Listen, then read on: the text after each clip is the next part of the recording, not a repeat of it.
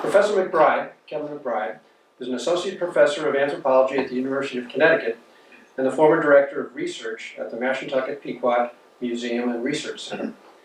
He's conducted archaeological and historical research throughout New England, Block Island, Baja, Mexico, the Caribbean, and Portugal. His research interests include indigenous and colonial cultural and historical landscapes, maritime adaptations, historical archaeology, underwater archaeology, and battlefield archaeology, which we'll hear about tonight. He's a member of the Society for American Archaeology, the American Anthropological Association, the Society for Historical Archaeology, and the Society for American Ethnohistory. He's also the adjunct faculty at the Institute for Exploration. He's a former member of the Board of Directors of the Connecticut Museum of Natural History and on the Governor's Task Force on Indian Affairs. And as you have probably seen with articles in the Day and the Mystic Times, he has written numerous articles on Native American and colonial archaeology, ethnohistory, archaeobotany, underwater archaeology, and battlefield archaeology. Eminently qualified. So, with that, you've got the floor.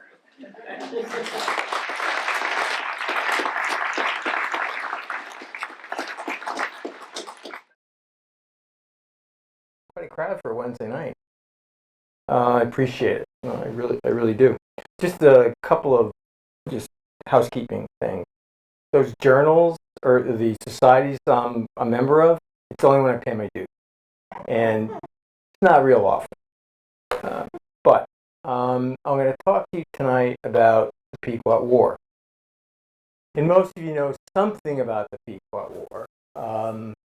First major conflict between English and Native people in the northeastern United States. It led to the defeat and essentially temporary dissolution of the Pequot tribe.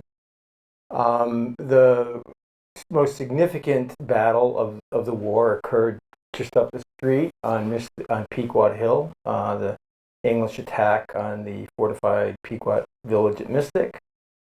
And we're also going to talk about another little-known battle, although it was probably the longest and most intensive of the Pequot War, is what we call the Battle of the English Withdrawal, which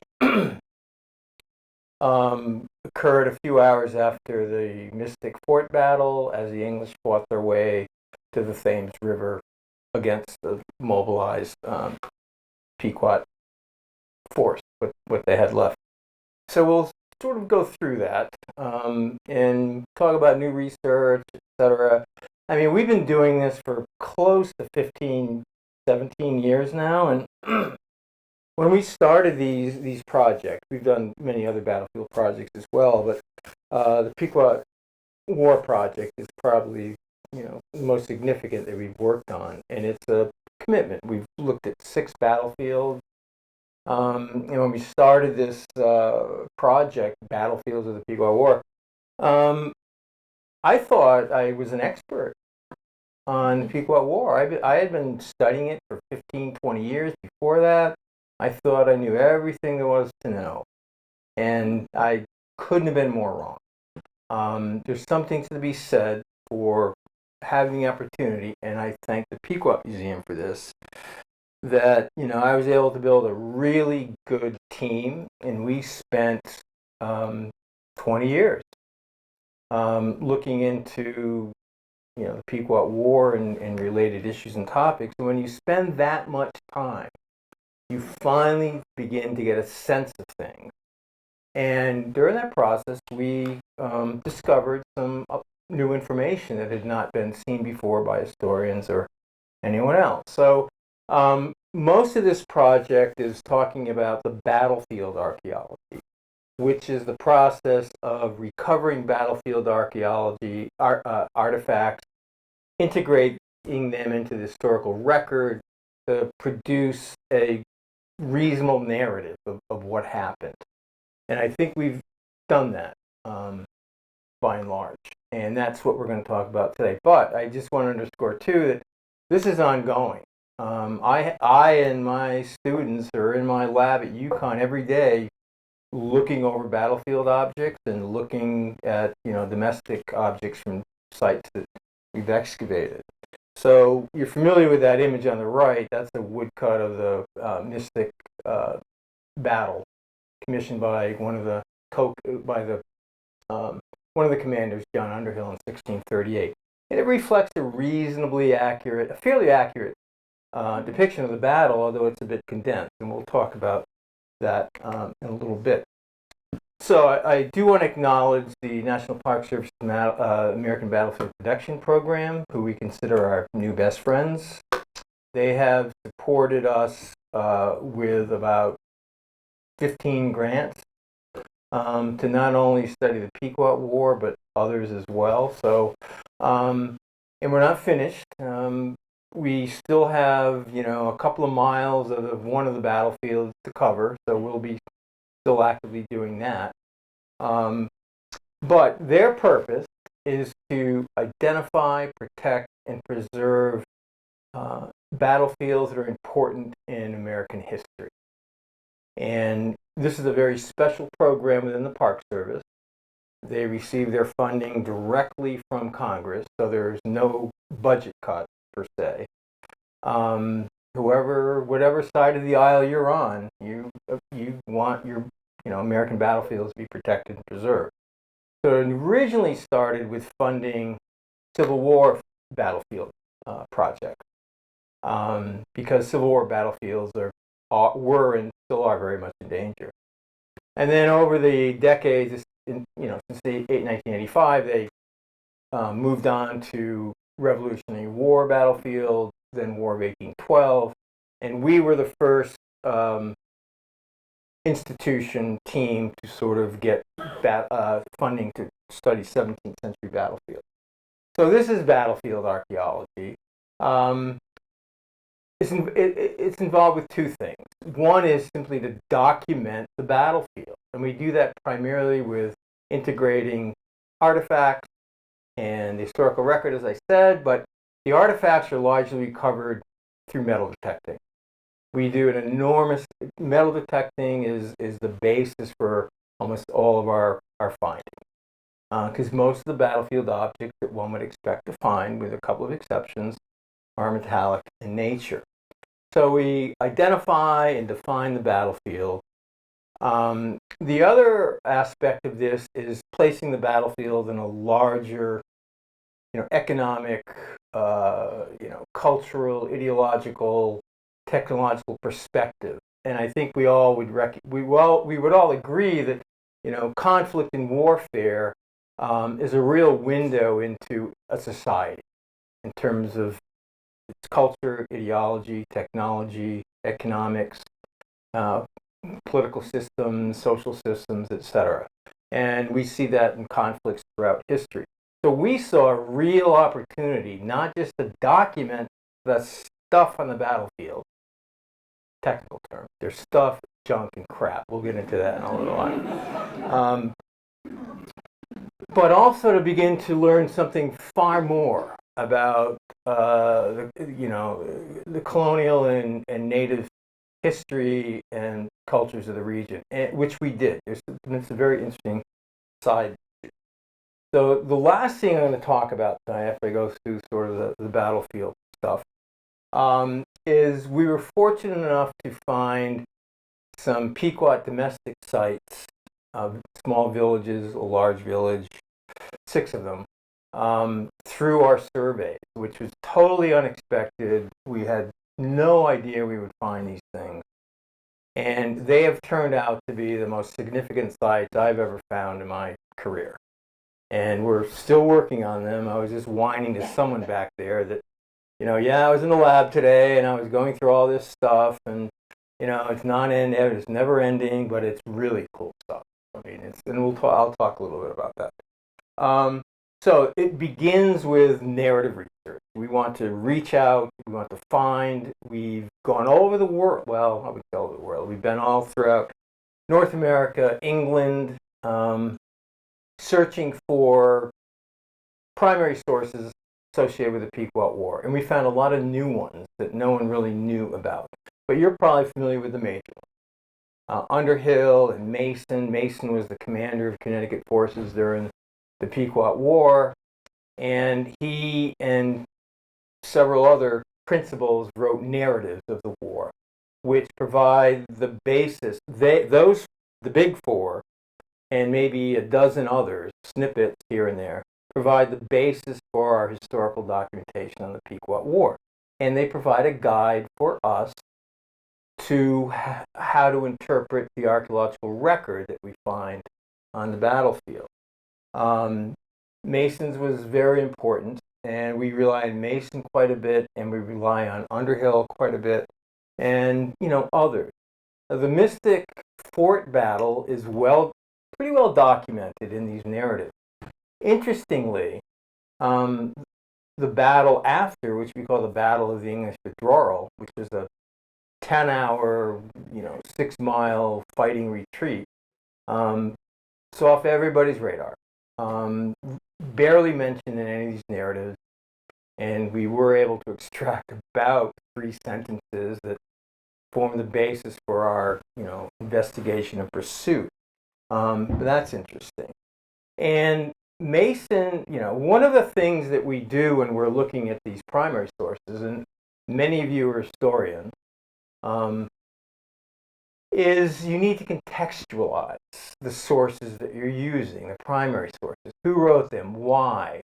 What are the potential biases? Do they have goals and objectives that we need to be aware of? What's their background, et cetera, et cetera? And as it turns out, 20 years after the war, John Winthrop Jr., then governor of Connecticut, recently elected in 1659, 20 years after the war, he solicits John Mason and Lyon Gardner, the commander of Saybrook Fort, to write their narratives of the Pequot War. That's a little strange. 20 years after the war, and what's this all about? Two of the important narratives by Underhill and a guy named Vincent were written within a year after the war. And they were published in London. It's unclear to what extent anybody, in North America saw them. But Mason and Gardner were important. And I'm not going to go into this because this is a topic you'll go brain dead. I'll just tell you that right now. It was all about soliciting a narrative of the war for Connecticut, who did not have a patent or a charter. Big deal. And they were afraid of being subsumed under either the governor of New York or Massachusetts Bay. They needed a charter and patent. And the only basis they had for arguing one with the newly restored Charles II was arguing that the land they were claiming and the land they had rights to was conquered by the Pequots in a just war. Really important.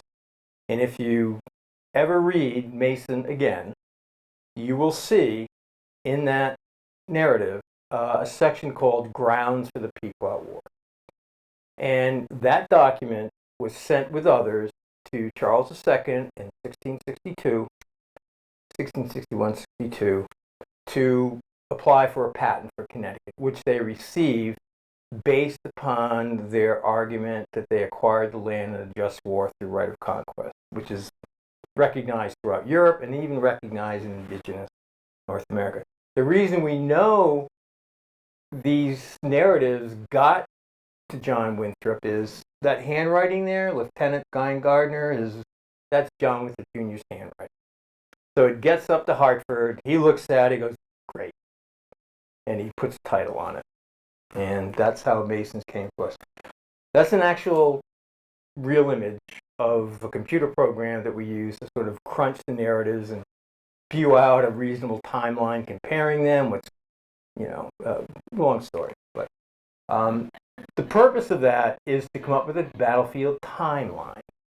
So what we want to do, a traditional battlefield archaeology, is going out with your metal detectors and, sampling the battlefield, and you end up with a boundary, right? And a lot of stuff, a lot of battlefield artifacts. Very static. Does it tell you anything about the battle? No, not really. It tells you that a battle took place.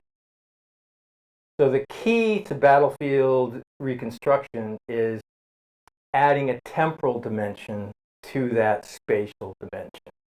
And if you can break the battle down into segments of time and actions and anticipated archaeological signatures from those actions, then that's when you go into the field and you begin to, recover, identify, and interpret. And the interpretation is an ongoing process. It's daily discussions throughout the day in the field. How well does what we're finding match historical record, and so on and so forth. A real process, but eventually it worked. So our methods, field methods, and techniques, we rely heavily, as I said, on metal detecting. We also rely on some other remote sensing techniques, ground penetrating radar, magnetometry, electrical resistivity. We use other source of information, LiDAR, laser imaging of ground surfaces that give you a really good topographic map that you can sort of remove some of the modern stuff, because one of the goals of this of battlefield analysis is you want to be able to see the battlefield as the combatant saw it at the time, as much as humanly possible. So there's a lot of military terrain analysis. There's a lot of other types of information that are brought into that. So when you are in the field and you walk around first, before you do anything else, you begin to have a sense of what the battlefield may have looked at. Obviously, a lot of it's been altered, but a lot of it hasn't. Different types of vegetation don't really change the landscape. Construction does, residential or commercial construction does. But even residential construction, we find a lot of battle objects, because these house lots are not that extensively disturbed. We use a combination of metal detecting, we do dig holes, we use a lot of geographic information system. That's how everything's integrated, so we can look at spatial analysis of various things. And, for every one battlefield object, we recover 500 non-battle related objects. These are busy places. There's been 350 to 400 years of land use following these battles. And the battlefield is littered with information on previous land use. If you want to get an idea about land use over from the 16th through 20th century, land use on any piece of property, metal detect. Documents aren't going to tell you that much detail, but we're talking quarrying, plowing, planting, fencing, just the list goes on, and we find a lot of those objects. We also find, so that's what we would call crap. Sorry, but let me defend myself a little bit. They are historically important objects, and those objects we consider them important. We'll conserve them and turn them over to the local historical society. The stuff on the right is crap. So, or junk, one or the other, I can't remember. But it's like the most common artifact that we find in these battlefield projects are pop tabs and 22 bullets. So everybody likes to drink beer and shoot stuff. Is basically what we come away with. But it also reflects, as I said, the land use. And we found some other interesting things too. We found diamond rings for people, wedding rings for people. The best one was we found one of the landowners, his great-grandfather's pilot wings from the World War I. I mean, that's pretty cool. We have the largest collection of matchbox trucks, and the list goes on. So we also recover battle related objects. Musket balls, these are impacted and melted. There's impacted and dropped. You know, what we want to do with these, even if they're all mushed up and impacted and they're not perfect spheres, we can still calculate the diameter, which is related to the caliber or tactic, based on the specific gravity of lead. So any one of those blobs, we can have it give us a diameter. And that's important. You know, a drop musket ball tells you where an English soldier stood. Pequot didn't really have any firearms to speak of, so the vast majority of the 1,000 musket balls we recovered were fired by the English. You know, we can tell some things from impact. Sometimes we can tell direction of fire. Sometimes we can tell, you know, tactics. If you're loading your weapon with, you know, 6 to 8 small diameter ball in a 30 diameter range, you know, your enemy is not far away, and they're usually masked. A very common tactic when attacking a village with women and children, by the way. And we see that at Mystic. We've seen it at every battlefield where a village was attacked by the English. So we look at the distribution, you know, situationally too. You know, the English would tend to use larger diameter shots. It fits the caliber of their muskets if the enemy is at a distance, because it can be theoretically aimed, and it's not going to disperse. Like I said, if it's close and the enemy is masked, they'll use smaller diameter. So you can sort of see that in there. So we also rely really heavily on analysis. I mean, most of the stuff we recover, we have no clue what it is. Sometimes you don't have a clue what it is because it's encrusted with rust. Sometimes we don't have a clue what it is because we just don't have a clue what it is. You know, there's a lot of research that goes into identifying this stuff. The internet's our friend. There's so much stuff there. Plus, we have access to a lot of other site reports and material culture, but it's a real process, you know, identifying that it's 17th century battle related. In this case, you know, what we have here, you know, this, ironically, this was one of the last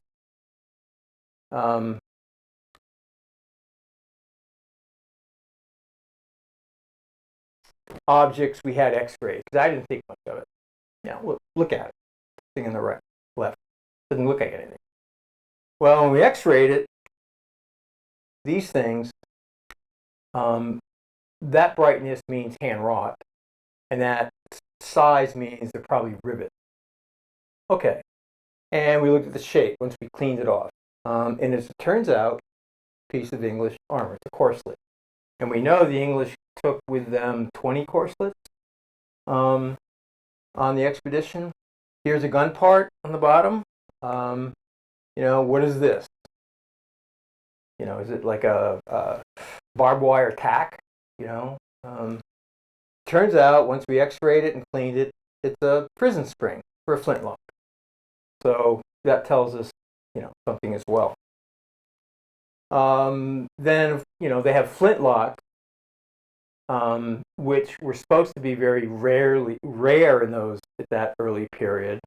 Although, based on our research, it dominated the English armament, flintlocks.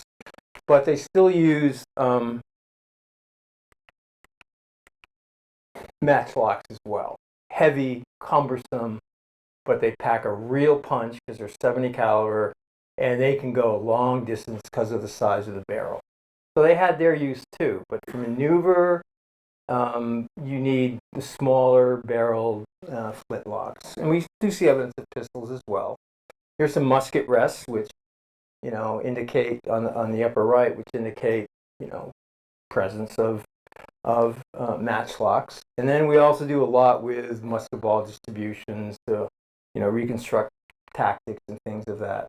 We're not going to go over this too much. It's very complicated, and, you know, it's interesting, quite interesting actually, about the causes leading up to the Pequot War. A lot of competition for resources, rising tensions, the Pequot subjugating neighboring tribes and their resentment and their willingness to ally with the English. This is so complicated.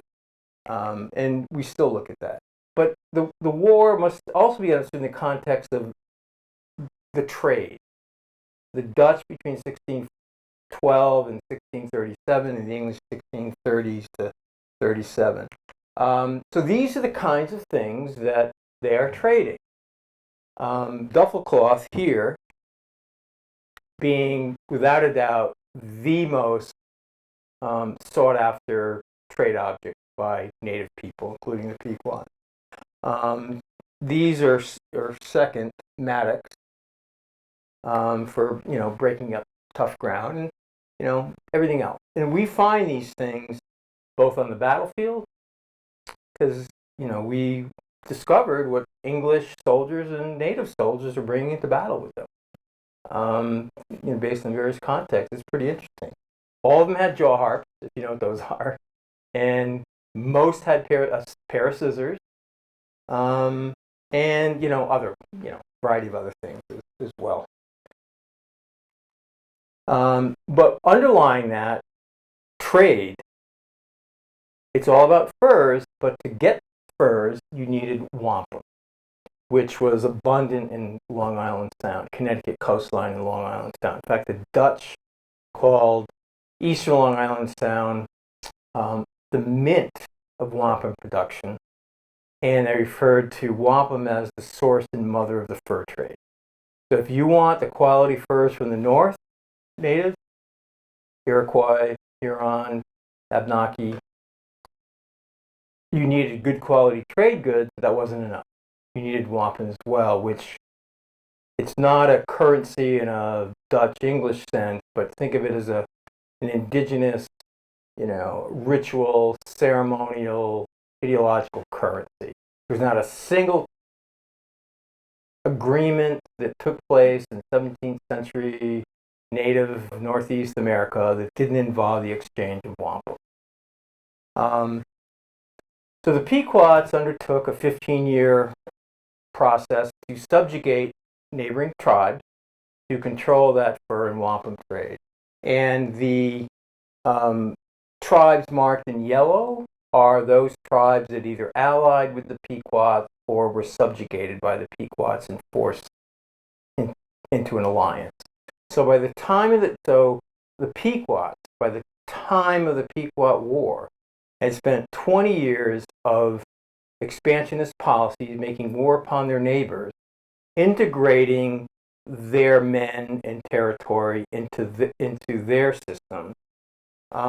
They not only had a formidable military and military alliance, they were really experienced. Without a doubt, the Pequots were the most experienced military in New England on the eve of the Pequot War, even though they didn't have any firearms. Here's where we are in the sort of order picture here, the Mystic Fort campaign, and we'll get there. I'm going to quickly go through the other ones just to give you the context. One of the things we always find interesting, because we've done battlefield surveys in Fairfield, Saybrook, Block Island, of course Groton, a couple of them. Each community has a completely different perspective on the Pequot War from what happened in their town. Fairfield has really not much an idea about Mystic. How many of you guys know about Fairfield battle? Yeah. See, we don't know, and that's fine. It's very interesting to see that pattern. And residents of those towns often have different perspectives on the war, sort of negative, both negative and positive. So here are the battlefields that we're talking about that we've done. We've done, Block Island a little bit, Mystic Fort, English Withdrawal, Saybrook Fort, Fairfield Swamp Fight. Weathersfield wasn't really a battle. It was just a Pequot attack on settlers. And where they attacked them is gone. The river channels moved and, wiped out. Paquiag wasn't really a battle, but it's where Sassacus, the chief Pequot sachem, was killed by the Mohawk. He was actually, ironically, trying to get to the Mohawk to enlist their, after the Pequot defeat, Mystic and Fairfield, to enlist their aid against the English. So the Pequot War started in September, really early September 1636, when Massachusetts Bay landed 90 soldiers along the Thames River and attacked and burned Pequot villages and corn in retaliation for the deaths of some English traders a couple of years before. But long story, we're not going to sort of go there. But that started the war. In retaliation, the Pequots laid siege to Saybrook Fort at the mouth of the Connecticut River for the next 6 months. And during those 6 months, they killed 35 to 50 English. They won every engagement against the English, including against Lyon Gardner, who was a very competent soldier, officer in the 30 Years' War in the Lowlands, as was Mason and Underhill. They all knew each other. And he couldn't figure them out. Pequots were just always getting the better of them. And they were pretty successful. What happened next, for really interesting, complicated reasons, which I'm sorry to tease you with, we're not going to talk about it. The Pequots decide to attack Wethersfield. So up to that point, they did not attack the upriver English settlements of Windsor, Wethersfield, because they didn't want to really expand the war, I don't think. I have some theories about it, but Saybrook was fair game in a sense. It was a military installation. It's where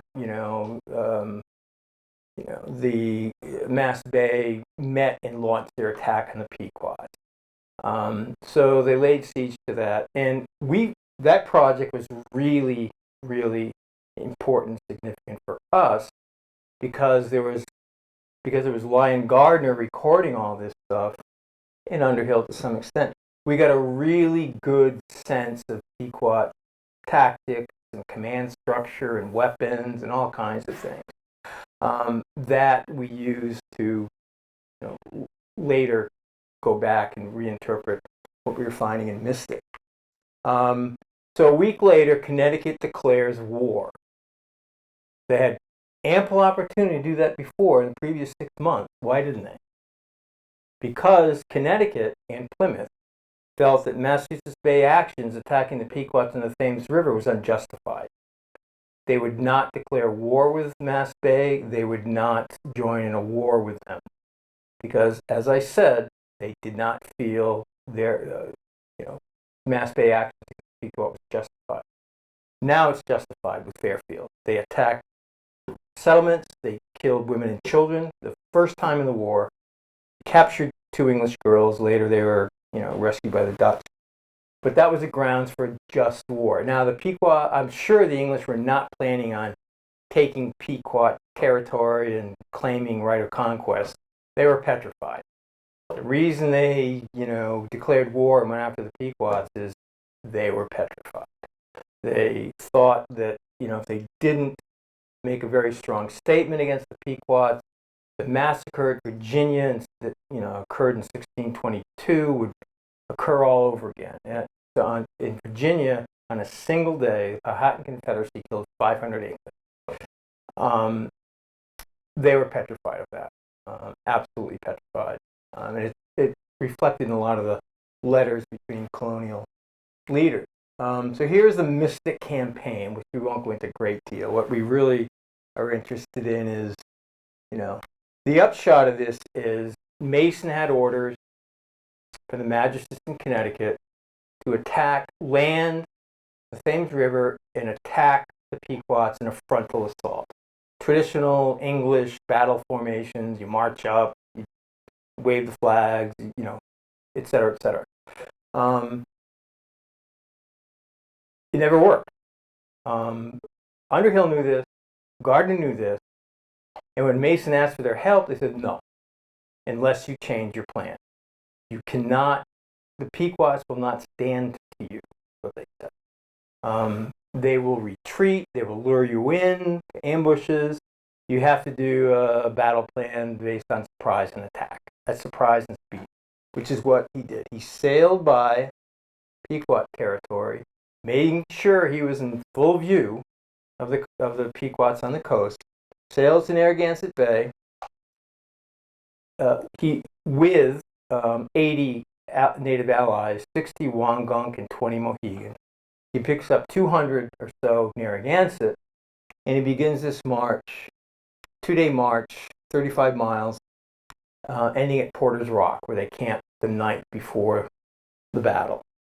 And their intent was to attack the 2 Pequot fortified villages, the one in Mystic, and then the one at Fort Hill and Groton, Wyanchonk, which was Saskis, the chief Pequot sachem's village.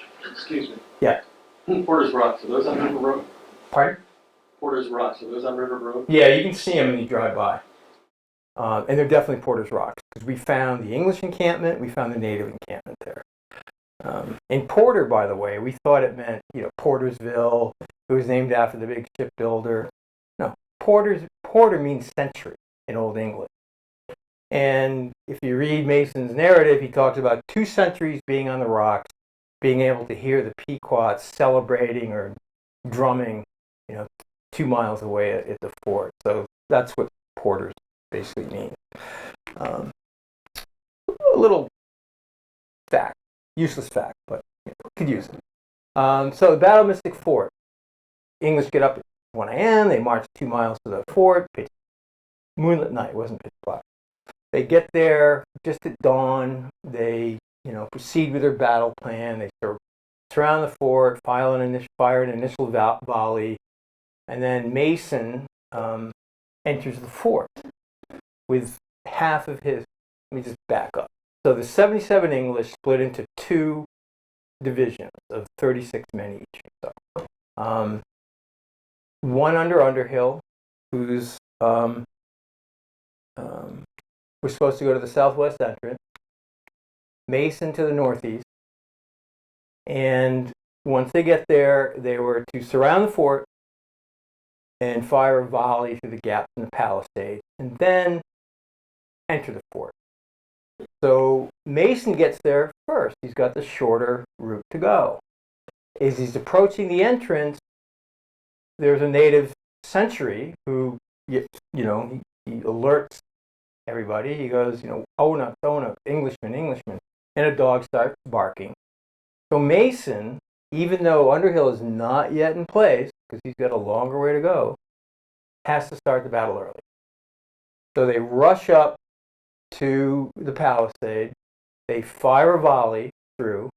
I'm sure they caused quite a bit of damage. And then 18 men with Mason enter the fort to engage them in hand-to-hand fighting, to save the plunder. Kill them by the sword and save the plunder. They meant to do some damage. I can't say specifically they intended to kill women and children, but their intent was to send a message to all native people throughout the region. And I strongly suspect that, even though it's not mentioned, I strongly suspect they did intend to do that. And the outcome is also evidence for that. So Mason enters the fort, and within 10 minutes, 15 minutes we calculate, he lost 60% of his men, killed or wounded. He was getting the crap kicked out of him. And he was, because the Pequots got intelligence of the English coming from Narragansett Bay, and they reinforced the fort the night before with 150 of their best men. So instead of encountering 75 men, Mason encounters 225. And, they're losing the battle. And meanwhile, Underhill is a no-show. He's not there yet. Mason says, we can't do it this way. We have to burn them. So that's when he sets fire to the fort. I'm sure it was a backup plan. And as Mason says, with God's providence, there was a stiff northeast wind. They quickly fanned the flames, and within minutes, the fort is engulfed. By the time Underhill gets there, he's lost the element of surprise. He can barely get in the fort because it's already on fire and has to retreat. And then the English surround the fort to prevent anyone from escaping. And most of the action at that point is off the southwest which is the only avenue for the Pequots to escape because of the flames elsewhere. Here's our, our battlefield reconstruction. So we were able to match it really well with the narrative. Nason in particular. Mason's a really, really good chronicler. He is careful. We know it's him because he's the only one that uses dates and times. He only talks about what he experiences, and if he talks about what somebody else experienced, he says, I can't speak for, but I heard this. So it's good. Narrative is good. So a lot of this is based upon Mason and Underhill's narrative. So, we can see a lot of small shot here where they fired their first volley. We can see as the battle progresses, larger shot. Here's the English positions after the fort's on fire, as they attempt to flee the flames. So it was a very, very good, tight reconstruction and a really good fit with the historical record. The end result, within an hour or less, 400 people were dead. Pequot were dead. Half of them burned to death. Which had quite an impact not only on native allies who were with them, but on the English soldiers as well. No one had ever experienced this before. Mason did, Underhill did, and as we now know, about a third of the men with Mason were veterans of the 30 Years' War. They did, because that was a common practice in the lowlands, is lay siege and just wipe out anybody if they captured a city. So here's the Battle of the English Withdrawal. So here's Mystic. These little black dots, those are musket balls, 900 of them. These little red triangles, those are brass arrow points, fired by either the Pequot, the Wollongong, the Mohegan, or the Narragansett. Quite amazing. Now the gaps are where we haven't completed the survey as yet. This gap's real. They started here. So it's a little circuitous. You can see that, right?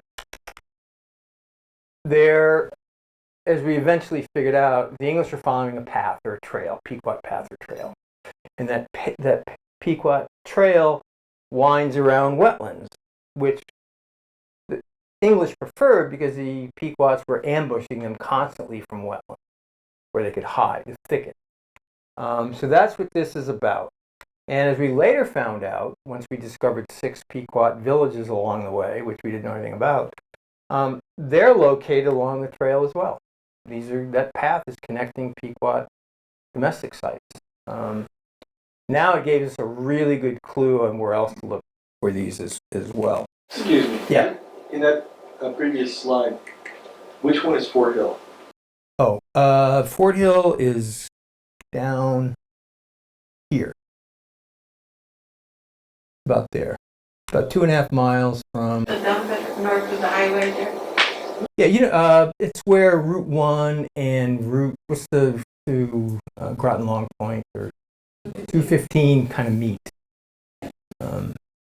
There's a water tower there that kind of marks the location. Yeah. Quick question, do we know how big the fort was on top of the Mystic Fort was? Yeah, it was about 1.25 acres, so 220 or 30 feet. We're like Allen Street. It's right. It's right on, not Allen Street. It's right on Pequot Avenue. Okay. Tower? No. North of the tower. It's, if you know where the Mason statue was, it's about 400 yards north of that. I was thinking the only fresh water is down below where a lot of them are. That's true, but we found evidence of springs on the top of that hill. But you're right about the water thing. I mean, that's an important. These are permanent villages. They have to have a water source. So even though one wasn't readily visible, as we checked into it, we found several springs that they were probably using. So here's just another view. So that Battle of the English Withdrawal was a very significant battle. No one talks about it, but we were dumbfounded with what we were finding. We thought we would be lucky to find a couple of buttons dropped by the English in the retreat. We had no clue from the narratives that there would be such an intense battle, and it was. This was 4 miles of the most intense fighting we've seen on any 17th century battlefield.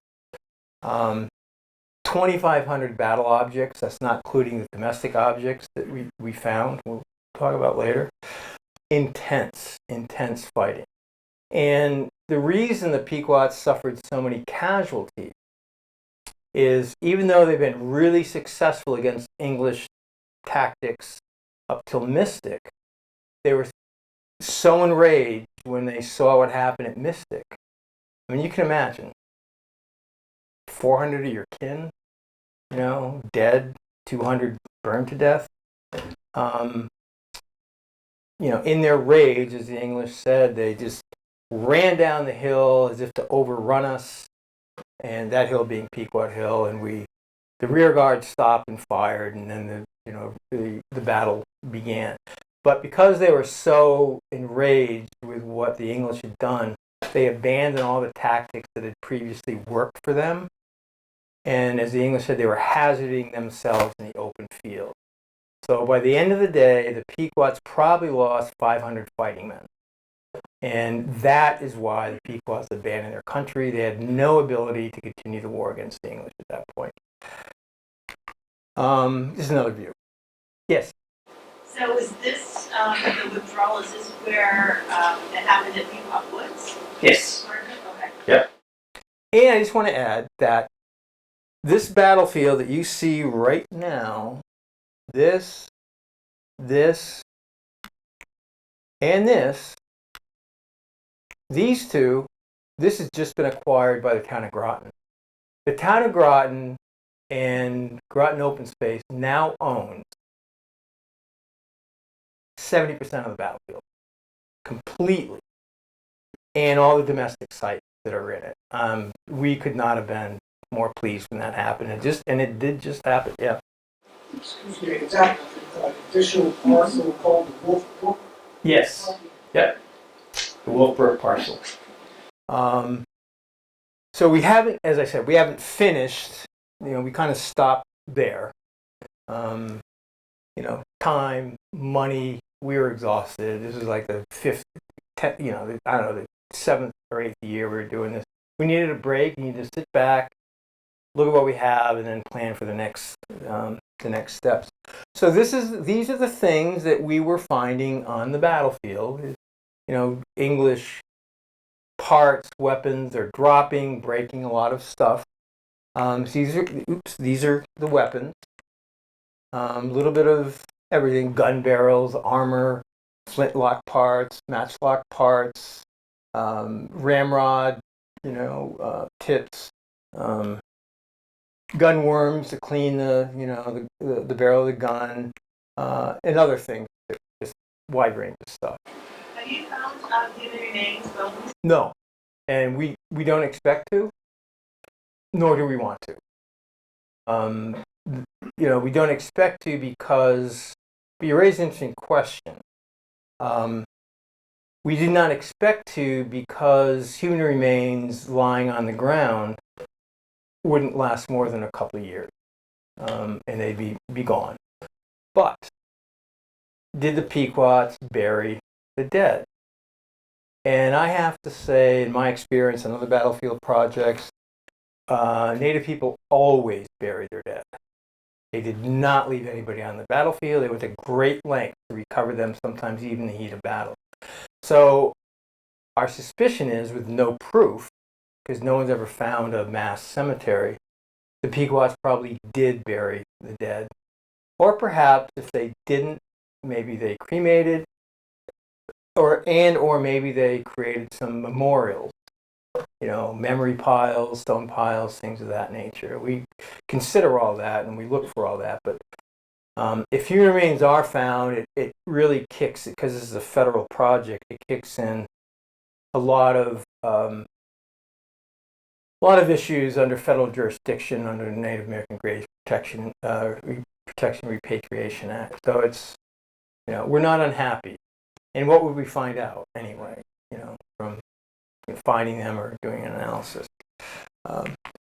So these are personal objects in English: pipes and jaw harps and scissors and dice and buttons and aglets and other kinds of stuff.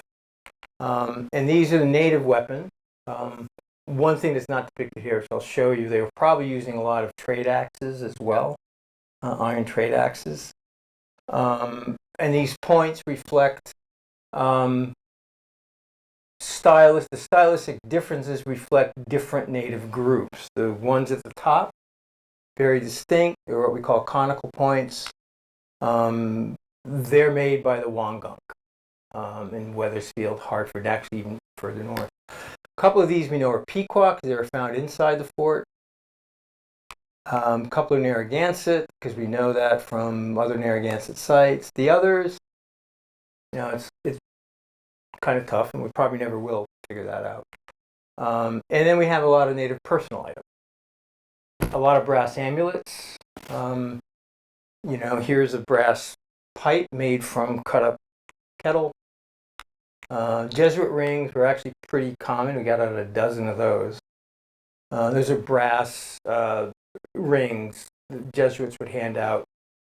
No Jesuits down here. They're getting them second, third, fourth hand from northern native people. But brass is important. Brass, copper is in the realm of the underwater panther, who's a very powerful being. And he guards the copper sources at the Great Lakes. He's half lynx, half serpent. His serpent tail is made from copper scales. Very powerful, healing power. Most of the native men were either carrying scraps of brass in their pockets or pouches or wearing amulets.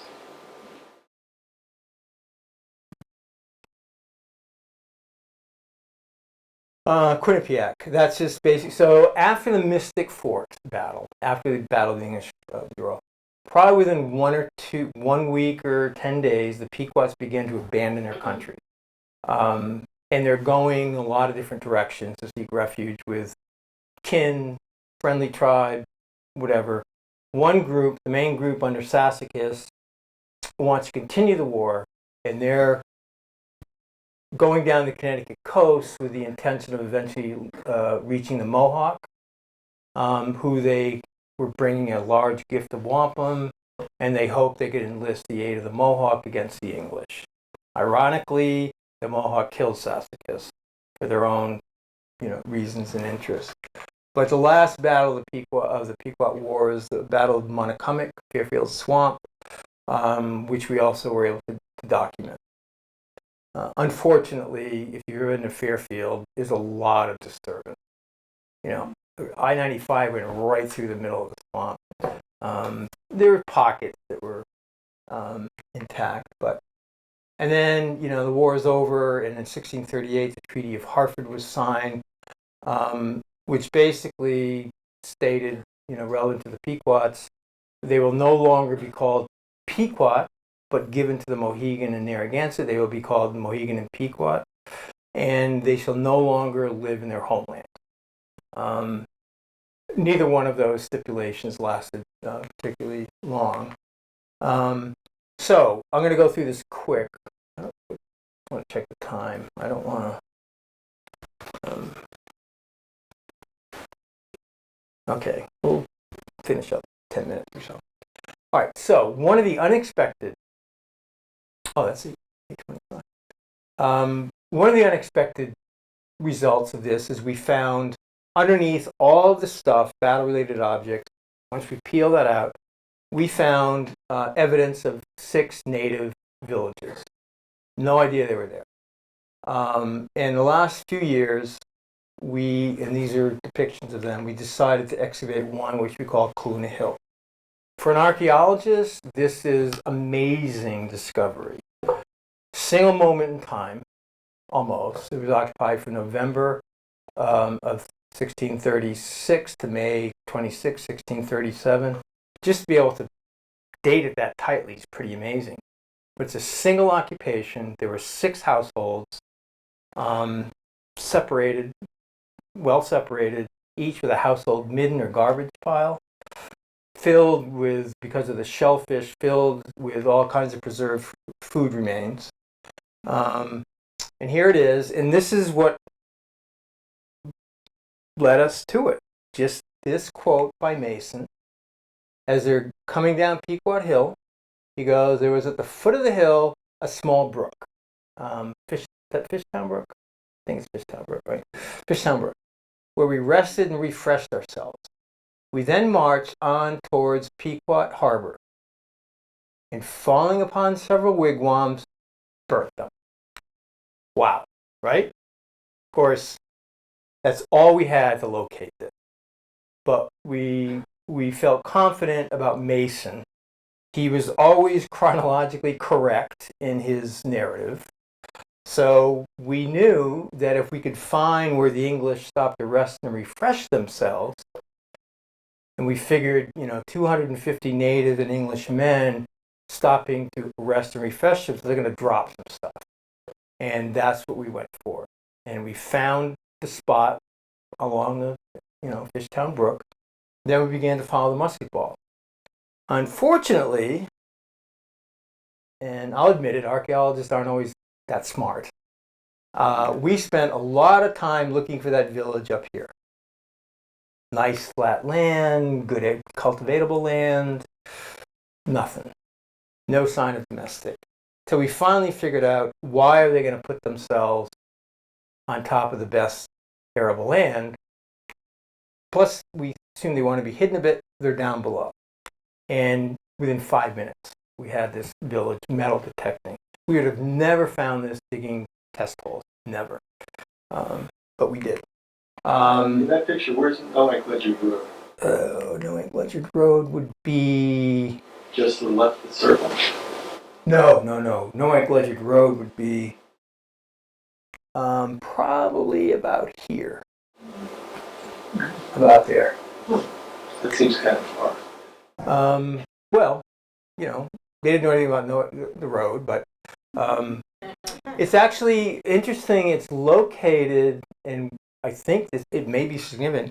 It's sort of nestled in a semi-hidden area between the two forts. And I'm not going to go into great detail, but there's some things that are going on at that site that we have reason to believe there were some Pequot status, high rank that were there. And we also think it was a wartime relocation. But, so it was sort of kind of meant to be hidden. But Mason, when they were crossing the stream and beginning their march, they spotted it. Here's The brook by the Lower Mystic Cemetery. Pardon? Would that be the brook by the Lower Mystic Cemetery? Where's the Lower Mystic Cemetery? On Route 1? Yeah. Yeah, it's about a half-mile north of that. Here's the stuff we got. All kinds of trade goods. Biscayne axes, which were our 17th century axes made by Bay of Biscayne blacksmiths. Other stuff, we knew they burned it. We did some phosphate testing, and we identified several hot spots, which after surveyed excavation turned out to be structures. They're reprocessing everything. There's not a single object we found, with the exception of a pothook, that the Pequots didn't take apart, rework, and refashion into something more traditional that they're used to. Not a single thing. If you look at that assemblage, you can identify probably 6 to 8 objects represented. Kettles, box, folding knife, and a bunch of other stuff. And, we got Pequot pottery. That's turned out to be very interesting. And here are the excavations, in Pequot Woods. Here are the middens. We're sampling the middens to trying to, we wanted to find the extent of the middens for volume purposes when we begin our analysis. And then we began to sample them through excavation. And that's kind of what they look like. Very thin, because this site was not occupied a particularly long period of time. And we have just started the analysis. There's just so much to process. But we have found some really surprising things. One of the most surprising, and I know you can't see that writing, pig, cow, a grain of wheat, a couple of grains of wheat, and a chicken egg. Right? What are they doing with that stuff? Well, we know from Lyon Gardner's account in Letters to Winthrop that the Pequots raided Saybrook Fort November 11th and took away 21 great swine, a ram goat, cattle, and sheep. So maybe they grabbed a couple of chickens, I don't know. Maybe they grabbed some grain stores, I don't know. But this is unprecedented. It's probably unprecedented because we're just myopic, tunnel vision. The question for us now is, we have pretty good evidence this was acquired on a raid, but a colleague of mine is excavating a fort in Norwalk about the same period of time. He's got pig, he's got wheat, he's got a couple of other things that were probably acquired from the Dutch in trade. So there's the dilemma for us. I prefer the raid theory because it just sounds better. It's more National Geographic, right? But we don't know. We do know, though, that 2 of the households had guns. We find gun flints. That's kind of important. So that part of the story is ongoing, and I'm sure it's going to get real interesting in the not too distant future. So I'm sorry to take so long. I'll stop there, and if you have any questions, I'll be glad to try and answer them.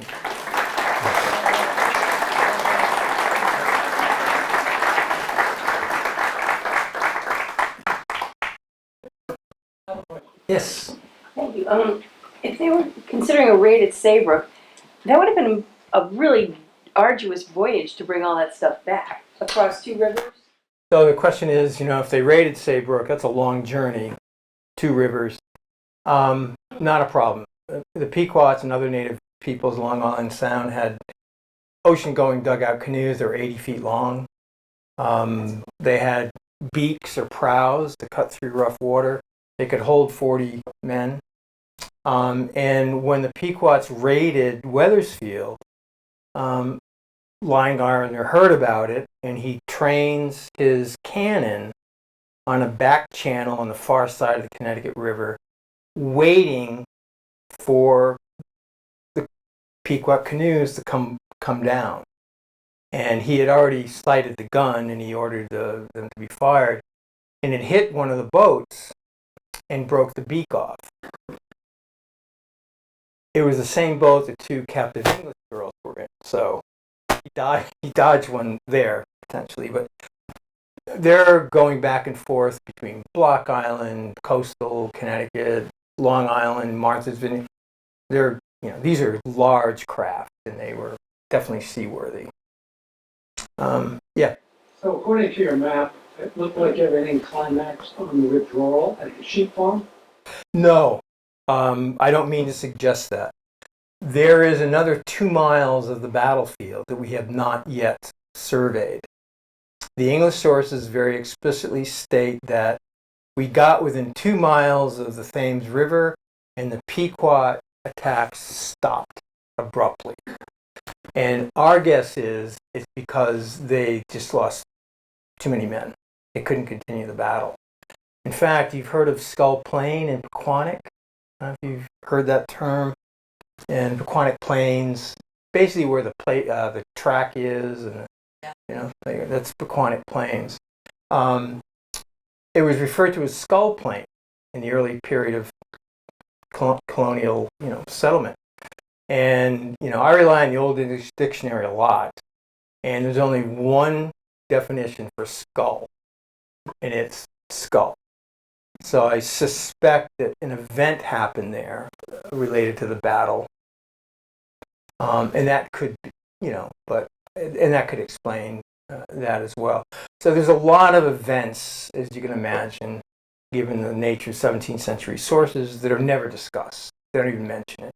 And there's so much ink spilled on talking about Mystic Fort, which is a significant battle, but nothing on the withdrawal, the most intense battle.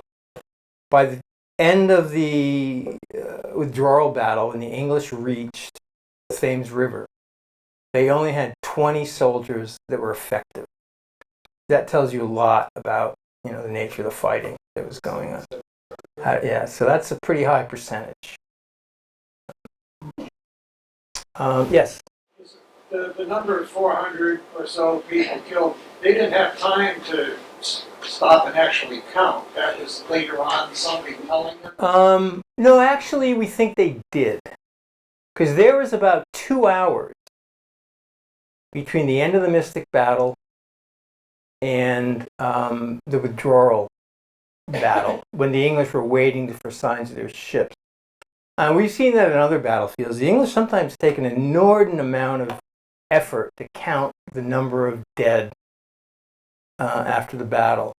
And it's confirmed by several independent sources, so we're pretty sure that's the correct number, is 400. There's some speculation that there were only women and children inside the fort. Absolutely not true. And, you know, many more were killed, but it looks to be the normal complement of Pequot in a village of that size would probably be about 250 or so. And then with the augmentation of additional fighting men. Yeah.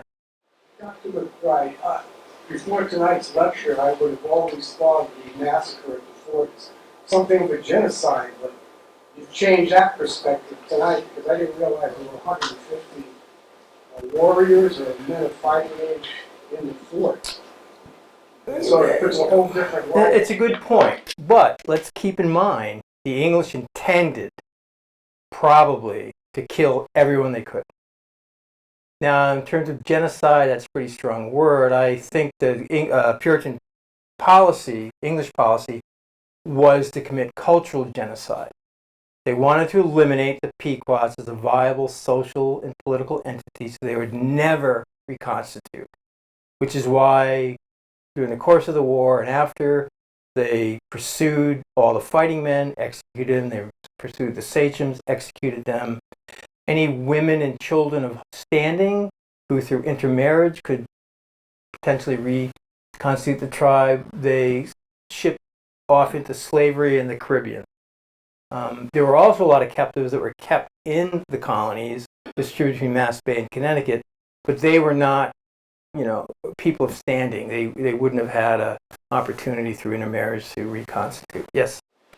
I read that the Narragansetts, seeing the extraordinary brutality that the English, how they waged war, they left the English. They went back home, basically, Well, after that battle. they went back home. You're right that, you know, they said after the battle, they said something like, match it, this is evil, it kills too many men.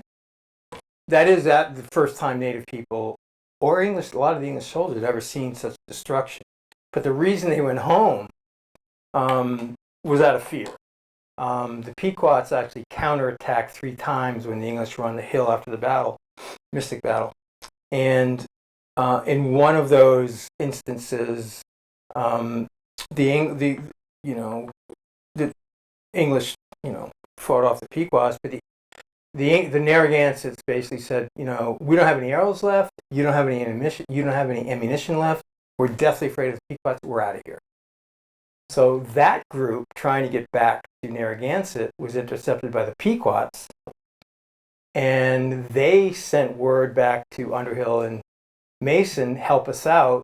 And of course their reaction was, you know, okay, but you guys are jerks about this. They go out, they rescue the Narragansett, and they come back. But the English never trusted the Narragansett.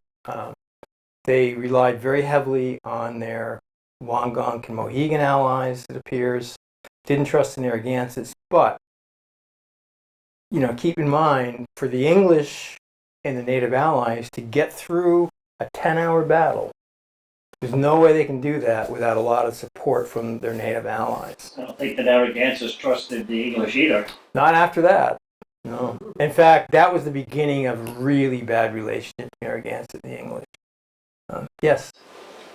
Just to make a note, as far as the battle is concerned, and after the battle, when the Pequots came back to their homeland, and the Treaty of Partridge was signed, and at that time, in my sister and I, Pequot here, we grew into such strong families that they figured it was just too many of us. And that's why they divided us instead of apart on Long Hill, I mean not Long Hill, Long Pond. Separated us on the east side and separated us on the west side because they did not want the families to grow to proportion that they might have a problem in the near future. So they said there's too many of them. But we did come back to our lands and well, now it's reservation, but we did come back to our lands, huh? A different location. At a different location. You're absolutely right. Yeah. That was English policy. Keep the Pequots divided, keep them separate, don't allow them to, come together because they're still dangerous. But you're still here, and it's really a testament to the resilience and your leadership in the 17th century. I mean, there's some brilliant Pequot leaders who pulled you out of, the black hole, so to speak, and, very politically astute. And that's really, a good story. It's a long one, but, eventually resulted, as you said, you're back in your homeland. Yeah. How many Pequots were there originally? I mean, how big was the population? So that's always a difficult thing to answer because the information, but, well, their homeland was basically southeastern Connecticut, and that's where they lived. 28 villages, probably before the smallpox epidemic of 1633-34. We estimate 8,000 Pequot. After the epidemic, 4,000. That epidemic, as I said, was just a couple of years before the Pequot War. After the war, probably 2,500 were left, and many of those were dispersed. The two main groups, were given to the Narragansetts, to be called Narragansetts, never to be called Pequot again, and one was given to under the control of Uncas, never to be called Pequot but Mohegan. But probably by 1650, the group under Uncas, who later became the Mashantucket Pequot, were placed back in their homeland in Noank and then given Mashantucket, 1666. Eastern Pequot story is much more complicated. And there were being bounced around by colonial authorities until the reservation 1683. So, the short version of all that. How did they know how to split it up? Huh? How did they know how to split the mesh? I've long thought about that. What was the basis? And I suspect it had to do with family group. I think Eastern Pequots had a closer familial or kin relationship with Eastern Niantics, the Mashantucket perhaps with Mohegan. That's a really good question. What was the basis? I'd like to have you do a lecture on that as far as the organization of the Pequots in general, and then the split. Yeah, I mean, we know a little bit, but it's very interesting. Yes? That Groton Open Space acquisition recently, that's the west of North Richard Road. Yes. Is there a dig going on there? There is a dig going on in Pequot Woods east of Noank Ledgerd Road. Oh, yeah, there is. I'm sorry. We've done a little bit of testing and excavation west of Noank Road on a couple of those village sites. Probably nothing to see. We saw, the reason I'm asking is there's a tent, a white colored canvas, it looks like miner's tent or Really? yeah. I don't know what they're doing there, but it's Where was this? north on Noank Ledgerd Road. Just off Noank Ledgerd Road? You can see it from Noank Ledgerd Road. There's woods, then there's a house. And behind that house, a little before you get to the house, in the woods, maybe 300 yards in. So if I'm driving along Noank Ledgerd Road and I'm looking to from Mystic Link to the left, I'd see it. Correct. Uh, In the summertime, you probably see it. Surprises me. I've been out there. I hope it's no one doing anything. Yeah. It's been up for a while. I don't know this project. Thanks. I'll check it out. I'll get the posse and we'll go look. Yes. What's the status of the battlefield with the Park Service, with the protection program? We are currently writing up a National Register nomination for all of the Pequot War battlefields. That's been the delay. It's a very complicated process because we're including under a thematic approach all of the battlefields, not just individual ones. So another year, I think. We're just grateful it's preserved for the short term and probably long term by the town of Groton. I really appreciate all the land acquisition people because they take the cultural resources into account as well when they're considering properties, and they've often consulted with us. So we lobbied hard on this one, but they've been terrific in terms of preserving. Yes. The latest acquisition, which is the Wolfbrook property, have you done any excavations or? Yes. Yep. Okay. We have tested or minimally excavated a number of the 4 of the Pequot domestic sites on that side, that property. Most of the effort has been in Pequot Woods with this Kaluna Hill site. How do you keep other people from interfering with your work? Usually it's pretty good because, the people who use Pequot Woods are responsible hikers. We had a real problem with one of the local landowners who was vandalizing the site a couple of years ago. But generally, plus you're not going to find it that much anyway. So, usually not a problem. But we're always aware whenever a white tent pops up. All right, well, thank you very much. I really appreciate you coming. Great, Thanks, McBride. Outstanding. Thank you very much. And it's a sign of our appreciation. Oh, you know. And I don't know whether you have one of these, but this is the souvenir booklet that was created by a couple of our board members and for the Prince Centennial. Cool, thanks.